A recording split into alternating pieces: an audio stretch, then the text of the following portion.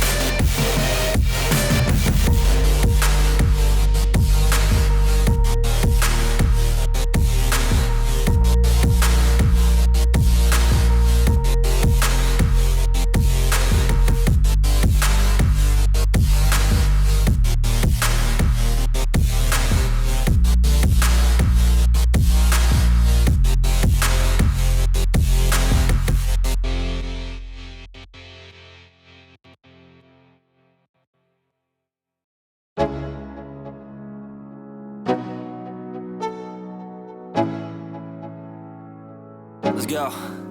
Yo, I'm like an addict, do I gotta have it. I ain't even playing, got a really bad habit. If it moves, gotta grab it, fuse like a magnet. Lose, won't have it till I'm doomed in a casket. I ain't playing, got a weird mind. If you work 8 hours, I'ma work 9. If the shit tastes sour, you should taste mine. I'ma stay in power for a long time. Get up, nah, I ain't a quitter. Toss me the ball, I'm a really big hitter. Big picture, I'm a straight killer. Rising the song to the highest bidder.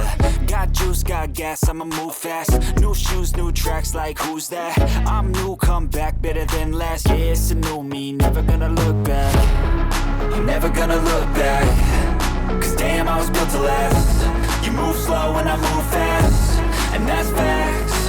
Only I can make a change. Slowly take a step today. I will never be the same. Cause that's what it takes.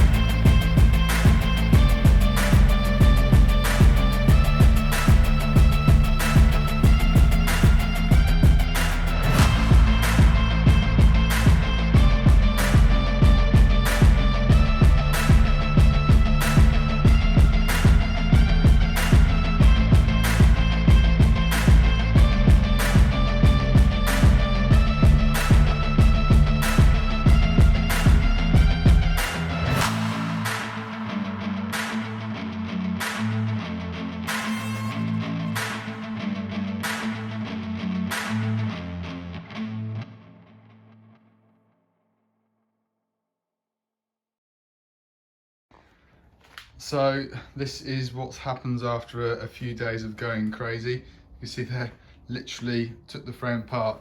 The biggest issue I've got at the moment is this mess. So yeah, just trying to find someone who can alley weld, because obviously I cannot do that whatsoever.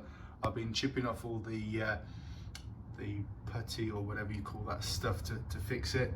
But as you can see, there's a few bits that are going to need alley welding, so I'm going to take that somewhere and get that all fixed.